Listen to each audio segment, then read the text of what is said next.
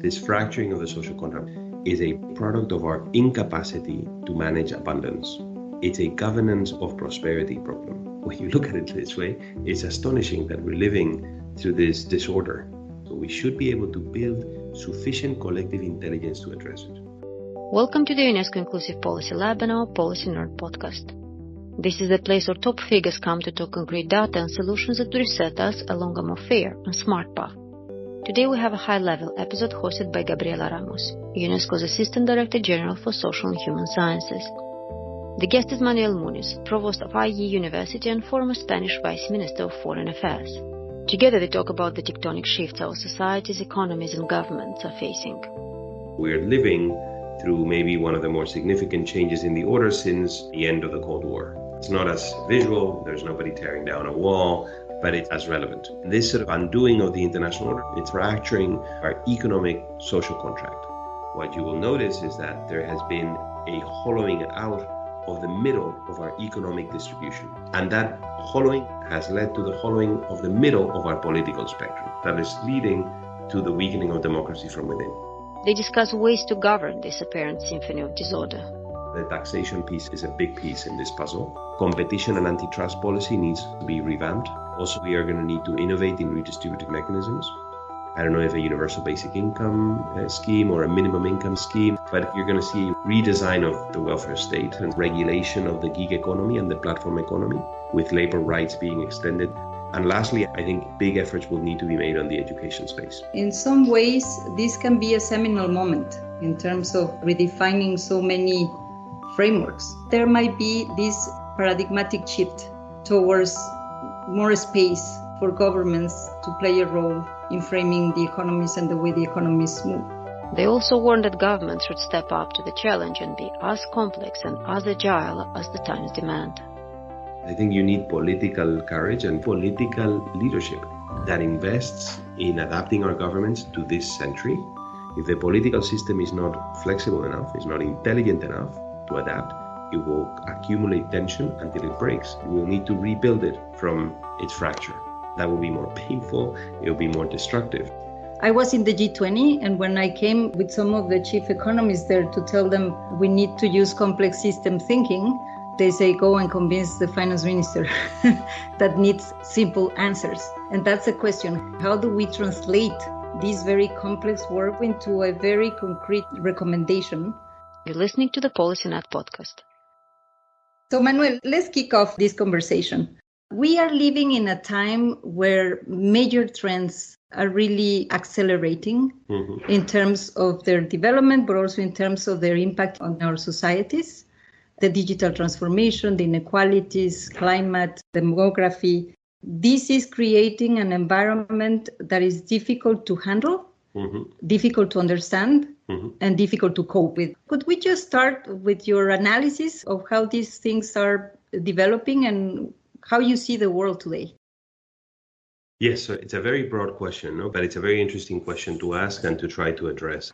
There is a symphony of disorder in the world today. So there are different notes in the concert of international politics and national politics, notes of change, of major, very important change. And it's unclear what the order is. So the symphony sounds extremely disorderly, but there is structure to it. What I think is the underlying structure is a major change in the international order. So we are living through maybe one of the more significant changes in the order since the end of the Cold War. It's not as visual, there's nobody tearing down a wall or a system coming down as the Soviet Union did, as the communist order did at the time, but it's as relevant. And this sort of undoing of the international order in my mind has two dimensions. One is an external dimension, which is the rise of illiberal non-democratic powers that are contesting the notion that liberal democracy would spread around the world. And then there is an internal dimension, the implosion of the liberal democratic order from within. And this is about the weakening of democracies from within. Now, why is this process of implosion occurring? And by the way, this is happening across the world. So this is the 16th or 17th year of democratic regression, depending on which study you follow. This is democracies weakening around the world, becoming more illiberal, some of them ceasing to be democracies altogether. So why is this occurring? I think there are many drivers, but if you ask me, the fundamental one is economic. It's about the fracturing of our economic social contract. And this is a product of a change in our productive structure, in our productive model and our economies. And if I could summarize it in one phrase, if you look at the behavior of advanced economies over the last 30 years, what you will notice is that there has been a hollowing out of the middle of our economic distribution. So middle income earners, wages have been stagnating or declining for that portion of our economy. And that hollowing of the middle of our economic distribution has led to the hollowing of the middle of our political spectrum. So these trends are highly correlated. And it is the politics of polarization that is leading to the weakening of democracy from within, because this is leading to the rise of political figures and political movements that are testing the resilience of our democratic institutions. The electoral process, the independence of judges, the legitimacy of the media, this is happening from within the system. So there is this process of weakening from within. So these are the notes of this symphony. This is happening in places in Europe, it's happening in the United States, it's happening across the liberal democratic world. And these forces, and I'll end on this, are in my mind much more damaging to the narrative that liberalism and democracy are universal than any external development that we have witnessed in the last 20, 30 years. It's this weakening from within that is truly consequential. I really think you made a great job at bringing together all these elements that in some other analysis are always segmented. But in that context, it seems that we need to be rethinking many of the frameworks that we have been using to produce policies and to think about what you also call the new social contract. Mm-hmm. And therefore, what would you think are the most needed changes of the current model? What would you prioritize to define what would be this new social contract? This is, in my mind, one of the most important questions that political scientists and economics need to answer in the coming decades. This is the question of our time. How do you bring sustainability back to the system that is clearly becoming very unstable politically, economically, and in many other senses? And by the way, this is a collective intelligence problem because it's not a scarcity problem. If you look in the aggregate, our societies have become much more prosperous in the last 20, 30 years. In the aggregate, we have just become much more unequal. In the United States, which actually throws some of the more aggressive figures of inequality, 70% of households saw no real market income increase in the last 3 decades, which is astounding because in those 3 decades, the US economy grew 13, 14 times. So clearly, growth is accruing to a very small proportion of the population. In the US, by the way, life expectancy is falling for a large number of folks, something that hadn't happened since the end of the Second World War. So this is extraordinary levels of social and economic fracture. But you can see it in Europe, the age at which people are being able to afford a home, the size of families is declining, not the desired size of families, the actual size, which is a social failure. This points to the fact that we are unable to provide people with opportunity. So what can we do? There's a number of things, and governments are trying. The symphony of disorder is accompanied by a disorderly symphony of solutions that are being tested. No, one is clearly, I think we need to make changes to the taxation system. I think digital activities have reduced fiscal traction. Governments have become much less capable of taxing some of these activities. In fact, the effective tax rate on certain types of corporations, particularly tech corporations and multinationals, has gone down by about 15 percentage points over the last 2-3 decades, not the nominal, the effective tax rate. So that has to change. In some jurisdictions, like in the US, also the income tax rate on individuals has become less progressive. It has become, in fact, regressive, which means that the highest income earners are paying less as a proportion of the tax. So I would argue that the taxation piece is a big piece in this puzzle so that we can continue to fund public services and redistributive mechanisms. Competition and antitrust policy needs to be revamped. The digital economy has oligopolistic or monopolistic forces within it. These need to be undone, and there's abundant evidence that this is the case, from market concentration, the decline in dynamism in our economies, the rate of churn, for example, in the US, which is the number of companies that are born and die every year in the economy, is the lowest it's been for 40 years. So that tells you dynamism is down. No, the M&A activity of major corporations has exploded. So I think we have an oligopoly, monopoly problem in some of these markets. I think that we need to revamp antitrust policy, which is built, by the way, for sectors where there's a price element. So a lot of the antitrust measures are predicated on the capacity of a company to dictate a price. But in the digital economy, sometimes there's no price. So this is a challenge for antitrust folks. I would argue we are going to need to innovate in redistributive mechanisms. I don't know if a universal basic income scheme or a minimum income scheme like the one that we've deployed in Spain, un ingreso mínimo vital is called, So I think you're going to see a revamping, a redesign of the welfare state. I think that will come. I think you're going to see also regulation of the gig economy and the platform economy, with labor rights being extended to the gig economy, because that's a part of our economy that has grown and part of our labor market that has grown without the protection of the normal economy.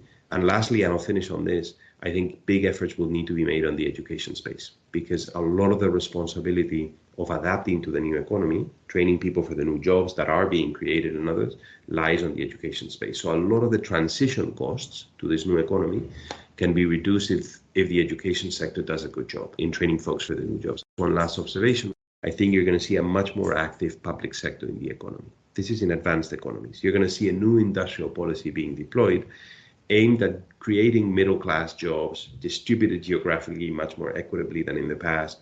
So this new role of the state is also, I think, going to be a semi-permanent feature moving forward. If you add all of this up, which is already happening in bits and pieces in different places, that is, if you ask me, the emergence of a new paradigm, of a new social contract. Nobody has yet drawn the whole picture, put the bow on it and said, this is what it looks like. But clearly everybody's trying, the US, Germany, France, Spain. I mean, everybody's in different ways trying to find a more equitable growth path. There are solutions that are being tested and being put in place. It's very interesting because in some ways, this can be a seminal moment in terms of all the challenges and what you are proposing in terms of redefining so many frameworks. The tax framework, the competition framework, particularly linked to the digital economy, which is something that is really pervasive and impacting all around. And I agree with you that there might be this paradigmatic shift towards more space for governments to play a role in framing the economies and the way the economies move. But I see that there is a lag related to the analytical underpinnings that are informing our policies to really move in a much more determined manner. We hear the cracks, we hear the outcomes, we kind of devise these solutions that you are telling us, but the analytical framework sometimes feel not fit for purpose. And you are the provost of this fantastic university, so how do we move in the intellectual front to debunk the notions and the dogmas that probably have also led us where we are, and to build something that is much more solid, intellectually speaking? So this is very tough because there are many, many different things that need to be activated and put forward to address the problem. No? It reminds me, there's a sort of historical analogy that could be drawn between our time and the end of the 19th century, beginning of the 20th.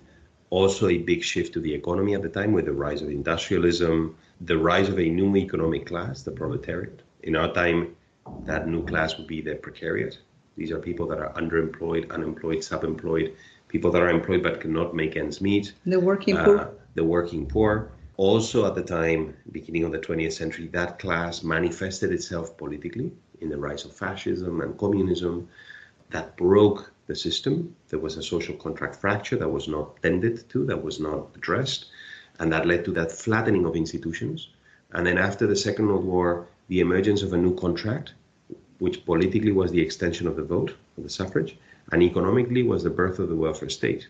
Now, this is broad brush analysis. Now, the question is, are we going to be able to address the political manifestation of this economic change? It's an immense question. I mean, it's a structural question. Are we going to be able to find a new social contract before the fracturing of the institutions that preceded it? Are we going to display sufficient collective intelligence, or are the different bits and pieces of resistance and biases going to prevent us from doing this? Now, in terms of frameworks, I mean, when you look at the world and sitting at an academic institution, I say this to our students regularly, what are the forces shaping the environment and what do they require? No? So one is, in my mind, velocity. So we live in a world that is changing in many ways, in many fronts exponentially. That requires our capacity to do foresight. It forces us to look forward, to draw scenarios, to anticipate change. It is simply not enough to look backwards and to be focused on the past. So foresight and this developing a science of anticipation, a constant exercise of devising and preparing ourselves better. Preparing for what's to come is necessary when the world is changing at the rate as it is today. The second force in my mind is complexity. So we live in a world where problems are immensely complex, like the one that you and I have just described. And the solutions involve our knowledge in anthropology, in philosophy, in economics, in engineering, in political science. So complexity calls for interdisciplinarity, radical interdisciplinarity, and a systems thinking, which is a very tough thing to do, particularly when we have built our knowledge ecosystems in silos and areas of expertise. And the last that I would mention, the last force, is interdependence, which is this radical form of interdependence as a consequence of globalization and digitalization. And what's local now, it's global, and what happens in Wuhan is of relevance around the world, and what happens in Silicon Valley changes market dynamics in Rome and Istanbul and in Jakarta. So we need to have a global mindset that is also aware of local particularities. And that's difficult because you need to live in two spaces. So if you ask me, these three forces and these three responses will be fundamental when addressing challenges in the 21st century. Foresight, interdisciplinarity, and a global mindset, I think, are, in my mind, at least fundamental. And transversal to all of them, and I'll finish on this, by the way, is a humanist approach. And the centrality of the humanities as fundamental tools to manage this process of change, I think, is essential. So I would argue for those three responses and that transversal tool as a lens to address this. What I'm extracting from this very interesting conversation is that we need to revamp many of these issues to address them. One of the things that we are very proud of in partnering with DA at UNESCO and the MOS program is that we are actually looking at these issues of interdisciplinarity and moving away from simplistic frameworks. I was in the G20, and when I came with some of the chief economists there to tell them we need to use complex system thinking, they say, go and convince the finance minister that needs simple answers. And that's the question. How do we translate this very complex world we live with all the interactions?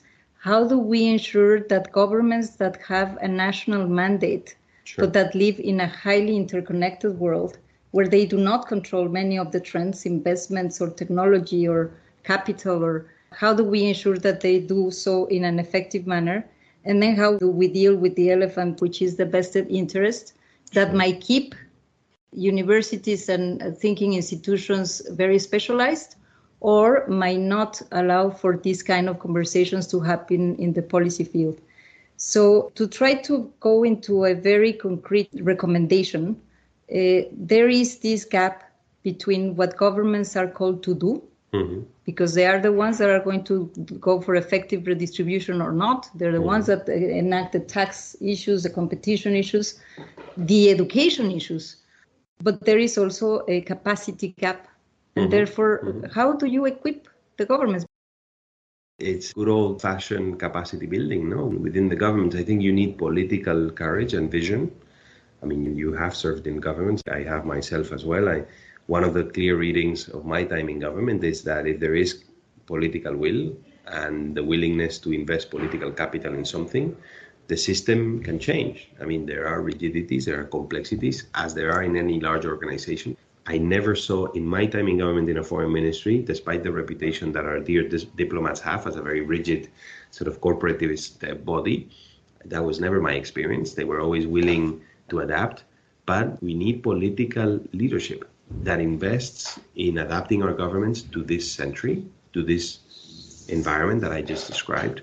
And with investment and with commitment will come advances and modernization. And I'll give you a very specific example. I've worked in the past and I've worked with colleagues in the area of GovTech, technologies for public service. It's an immense field of innovation. So these technologies are both disrupting the jobs market, disrupting our market dynamics and competition, but they're also immensely powerful tools for public service delivery, for example, or for accountability and transparency and to fight corruption, or to facilitate democratic processes and consultations and to deepen democracy. So in the GovTech space, if there is commitment, I can tell you there are methods and there are systems that have been tested to allow governments to engage with the innovation and the entrepreneurial ecosystem in a very effective way. And that will provide governments with tools to be much more effective in their day-to-day work, which is also very important. So I think at the end of the day, we need politicians that are convinced that this is fundamental. We need a public that supports them in that endeavor in addressing these issues. And if that happens, I have no doubt that we will be able to navigate this. Now, if this does not happen and the resistance is too big, then I fear that this symphony of disorder that I mentioned at the beginning will get louder and louder and louder, and it will test our institutions and their resilience. And if we do not adapt, if the political system is not flexible enough, is not intelligent enough to adapt, it will accumulate tension until it breaks at points. And then we will need to break it. We will need to rebuild it from its fracture. That will be more painful. It will be more destructive. No? In political science, you have systems that are flexible or not. I think this is a question of how intelligent our system is going to be and capable of adapting to this. No? And a lot of the answer to this will lie in political leadership. It's great that you have this perspective because sometimes we are in the doom mood. But it's also true that one of your points is to get the best evidence. Mm-hmm. Because when political leaders get the evidence that something is not working, but also the way to fix it, it's easier to trigger action. And then I want to bring you to our last part of our conversation and the partnership that we have, Instituto de Empresa and UNESCO and the Management of Social Transformation Program, because at the end is to make evidence count, is to build this science policy nexus that sometimes is also not as strong as it should. The production of knowledge that we have mentioned, how do we make it much more useful? It's a privilege, and we are delighted to partner with UNESCO and to try to help UNESCO in advancing some of its key goals and initiatives, particularly in space of technology and society, both through supporting the recommendations on the ethics of artificial intelligence that UNESCO, in a very pioneering way, put forward and passed, the first multilateral global framework on the ethics of AI, which I think we now all agree was fundamental given the developments in AI and generative AI, and we're collaborating in that space to produce knowledge, to disseminate knowledge on the ethics of AI, to create communities that worry about these things. I worry personally about how we regulate the use of AI. I happen to think that this might be one of the most, if not the most important advancements in human history, generative AI and powerful AI systems. I think the effects of this in the management of complex issues, addressing complex problems, particularly in the life sciences, medicine, and others, is going to be immense. But the challenges to privacy, to freedom, to agency are going to be also immense. So we need to work on that. So I'm thrilled that we are able to work with UNESCO in this space. We're also launching a bachelor's in humanities with a very strong tilt towards technology and society, digital societies, digital humanities. We are firm believers that, as I said before, in order to address these challenges, you need humanists, you need individuals that have a systems perception, a systems thinking, and that's what we're trying to do all the way from the undergrad up. And there's a lack of profiles like that. So I hope that eventually all of these efforts will trickle up into people in positions of responsibility, both in the private and in the public spaces, and that they will be able to govern these processes well. I think this is our obligation from the academic space. This exponentially changing society needs for all of us to be invested in training people with the knowledge and the skills to live in such a world and in such a complex world. If we do not train people to manage the negative externalities, not the positive externalities everybody loves, it's the negative externalities of these processes that they need to be able to address. That's what I think is part of our mission, educating for change, which is education to foster change, but also education to navigate change. Now, this second bit, I think, is particularly important. You have heard somebody that has a very well-mapped analysis of where we are and what we need to do, a leader on these very important issues, but somebody that is not only in the intellectual field, but also in the action-led world. And I want to commend your work, Manuel. That's amazing. And finishing by saying that somebody that believes in humanities, in philosophy, and anthropology, believes in critical thinking. And I would conclude with that, because at the end, what we really need is to have these critical lenses to make sure that we are run by evidence, that we deliver better solutions, and that we are not bound by many of the dogmas that have characterized the production of knowledge in many times in our lifetime. Let me end on a very positive note, which is something I said at the beginning. This is not a challenge of scarcity, of violence, of disease, this fracturing of the social contract, particularly, as I said, this perspective from advanced economies, democratic world, which is where this is particularly painful and occurring, is a product of our incapacity to manage abundance. It's a governance of prosperity problem, which is astonishing. When you look at it this way, it's astonishing that we're living through this disorder. We should have, and this is an exercise that we're doing together with UNESCO, we should be able to build sufficient collective intelligence to address it, putting out potential solutions that can then be applied in different contexts and formats. I think we're doing our bit. I hope that's true. I mean, this is definitely what gets us out of bed in the morning, to try to contribute to this collective intelligence problem. And the good news is that if we get it right, it's just management of abundance problem. We hope so. Thank you so much for joining us in this UNESCO Inclusive Policy Lab podcast. Thank you so much, Manuel. Thank you, Harry.